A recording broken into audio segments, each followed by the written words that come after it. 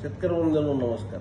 मागच्या वर्षी मका पिकामध्ये विल्टचं प्रमाण जे आहे शेवटच्या टप्प्यात म्हणजे कणीस भरायच्या अवस्थेमध्ये मोठ्या प्रमाणामध्ये काही भागामध्ये आढळून आलं. जिथं पाणी जास्त साचून राहतं, विचरा पाण्याचा होत नाही, अशा ठिकाणी तर तीव्रता खूपच होती आणि तिथं मका पिकाचं नुकसान जे आहे मोठ्या प्रमाणात झालेलं आढळून आलं. परंतु ज्या शेतकऱ्यांनी अश्वमेधचं बायोटेक किटची बीज प्रक्रिया केलेली होती आणि न्यूट्रीफिक्सर आणि फ्लोरामिक्स या जैविक खतांचा वापर केलेला होता, अशा मका पिकांमध्ये बाकी त्या रोगाची तीव्रता खूपच कमी प्रमाणात आढळून आली.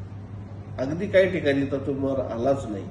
त्याच्यामुळं चालू हंगामामध्ये मका पीक घेत असताना खत व्यवस्थापन करताना सुरुवातीच्या अवस्थेमध्ये न्यूट्रीफिक्सर आणि फ्लोरामिक्सचा वापर करा.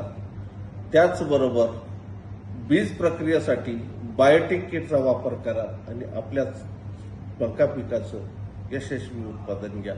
धन्यवाद. थँक्यू.